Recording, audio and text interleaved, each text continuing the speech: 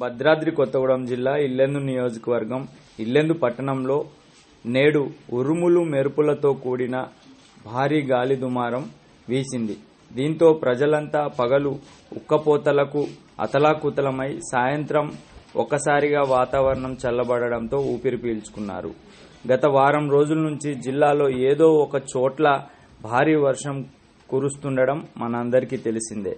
ఈ భారీ వర్షాలకు మామిడి తోటలకు విపరీతమైన భారీ నష్టం వాటిల్లే అవకాశం ఉంది. ఏది ఏమైనప్పటికీ పగలు బానుడి బగబగతో అతలాకుతలమైన ప్రజలు వాతావరణం చల్లబడడంతో ఊపిరి పీల్చుకున్నారు.